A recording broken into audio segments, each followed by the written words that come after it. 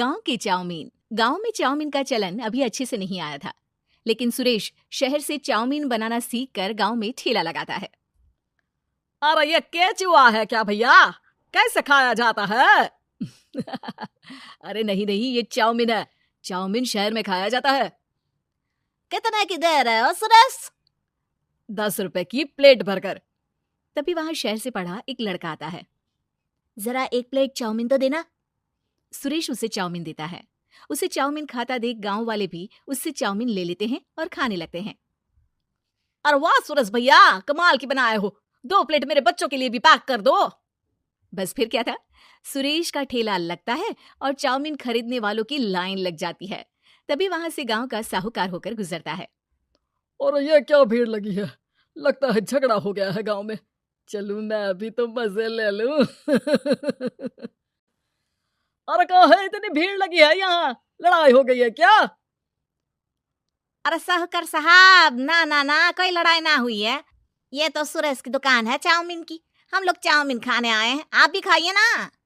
साहूकार चाउमीन खाता है और सुरेश की तरफ देखता है, जो सारे दिन के पैसे गिन रहा होता है।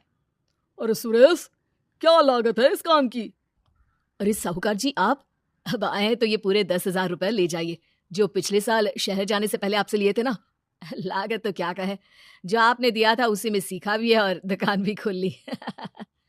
अरे पैसे इतने जल्दी क्या जरूरत थी? कैसे जरूरत नहीं थी साहूकार जी, इतना मोटा ब्याज कहाँ से भरते। साहूकार को अब सुरेश की दुकान को हड़पने की लालच आ जाती है। नाना करते ये सारे दिन में 500 रुपए कमा ही लेता है। अरे गांव में ये ऐसे ही कमाता रहा तो कहीं ब्याज का काम ना शुरू कर दे। अरे भैया, कोई ना कोई जुगाड़ तो करना पड़ेगा। अब साहूकार घर आ जाता है और अपनी बीवी को सारी बात बताता है। हाँ जी, ये तो मैंने भी सुना है कि सुरेश के हाथ की चाउमीन नहीं खाई तो कुछ नहीं खाया। अरे हाँ हाँ, सही ही कहते हैं। मैं अभी खा कर ही आ रहा हूँ। अरे भाग्यवान है, कितना अच्छा हो ना अगर वो पैसा हम लोगों को मिल जाए। क्यों है? हाँ, वो तो है, लेकिन कैसे? हम लोगों को तो चाउमीन बनाना आता ही नहीं है। साहूकार और उसकी बीवी अब रोज चुपके से सुरेश के घर जाते हैं और खिड़की से उसे चाउमीन बनाते देखते। अब क्या था, दोनों को चाउमीन बनाना आ जाता है। फिर एक रोज, और सुरेंद्र, तुझे साहूकारनी ने बुलाया था। बोल रही थी कि बेटे के जन्मदिन में 10 किलो चाउमीन का ऑर्डर देना है। बना दोगे ना? अरे हाँ हाँ साहूकार जी, मैं जरूर बना दूंगा। कब देना है घर में 10 किलो चाउमीन? अरे वो तो तू घर आकर बता कर लेना, मैं नहीं बता पाऊंगा। ठीक है, शाम को काम निपटा कर आ जाता हूँ। सुरेश साहूकार के घर जाता है, लेकिन वहां मियाँ बीवी मिलकर उसे बंधक बना लेते हैं। अरे मुझे क्यों बांध रखा है? मुझे छोड़ दो। आज से तेरा ठेला मैं लगाऊंगा और बहुत सारे पैसे कमाऊंगा। साहूकार एक आदमी को सुरेश की निगरानी में लगा देता है और वहां से चला जाता है। अगले दिन, अरे साहूकार जी, आप कब से चाउमीन बेचने लगे? और अपना ये सुरेश कहाँ गया? और वो तो शहर गया है। उसका कोई काम निकल आया था, बोल रहा था कि जब तक वो ना आए तब तक मैं ही उसके ठेले का काम कर दूं। पैसे भी तो बहुत उधार ले रखे थे उसने। लगता है कर्जा भरने के डर से भाग गया है। अरे पर वो तो बोल रहा था कि उसने सारा कर्जा उतार दिया है। और वो क्यों भागेगा? इतना तो कमा रहा था। अरे मुझे क्या पता। अरे चाउमीन खाना है तो बोलो, नहीं तो भागो यहाँ से।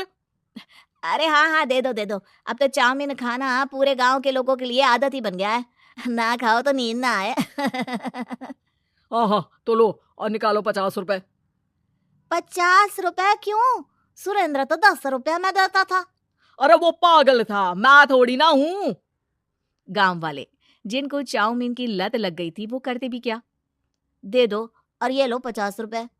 लेकिन फिर साहूकार उन लोगों को प्लेट में थोड़ी सी चाउमीन रख देता है। अरे ये क्या, पैसे 5 गुना ज्यादा और चाउमीन बस इतनी सी। अरे साहूकार साहब, भगवान से तो डरो। बस फिर क्या था, साहूकार की मन मर्जी चलने लग जाती है और गांव वाले करते भी क्या। एक रोज, मुझे तो लगता है कि सुरेश को साहूकार ने मार डाला होगा, क्योंकि उसका काम इतना अच्छा चल रहा था। फिर वो क्यों जाता, और वो भी साहूकार के हवाले दुकान करके? ना बाबा ना। अगले रोज, भाग्यवान, देखो तो जरा, इस सुरेश भी ना कितना पागल था। जिस काम से वो ज्यादा पैसे बना सकता था, उससे इतने कम पैसे छाप रहा था। 50 रुपए प्लेट में भी गांव वाले खूब खा रहे हैं चाउमीन। हाँ जी, और जितने में वो लोगों को 10 प्लेट खिलाता था। भर भर कर हम लोग उतने में 20 प्लेट बना रहे हैं, क्यों जी? वहीं सुरेश रोज भगवान से मांगता कि बस एक बार वो किसी तरह वहां से निकलने में कामयाब हो जाए, लेकिन उसकी हर कोशिश नाकामयाब होती।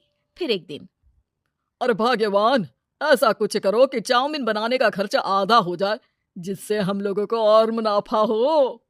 ना जी, मुझे तो कोई तरकीब ना सूझ रही। अरे सुनो, एक काम करते हैं, चाउमीन बनाने में जो सब्जी लगती है वो मंडी में लेने तुम देर रात चली जाना। तब तक वो सारी सड़ी गली सब्जी जो दुकानदार वहीं फेंक जाते हैं वो उठा कर ले आना फ्री में। अरे वाह जी वाह, आप तो बहुत समझदार हैं जी। बीवी वैसा ही करती है, लेकिन अब लोग चाउमीन खाते तो मुंह बनाकर। फिर एक बार, अरे राम राम राम, ये पेट में दर्द काहे हो रहा है? आई, आई, आई, आई, आई। हाय रे हाय, मेरा भी पेट दर्द के मारे फटा जा रहा है। सभी को शक हो जाता है कि उन लोगों को चाउमीन खाने से ही ये बीमारी हो गई है। वहीं दूसरी तरफ जो आदमी सुरेश की निगरानी कर रहा था वो सो रहा होता है और मौका देखकर सुरेश वहां से भाग जाता है। सुरेश गांव वालों के पास जाकर उन्हें सब कुछ बता देता है। बस अब क्या था, साहूकार के घर पुलिस पहुंच जाती है। चलो, तुमने गांव के लोगों को खराब सब्जी वाली चाउमीन खिलाकर बीमार किया और सुरेश को बंधक बनाया। तुम्हें इसीलिए हम गिरफ्तार कर रहे हैं। साहूकार को पुलिस ले जाती है और फिर अगले दिन से सुरेश का ठेला गांव के बाजार में लग जाता है, जहां अब पहले से ज्यादा भीड़ होती है।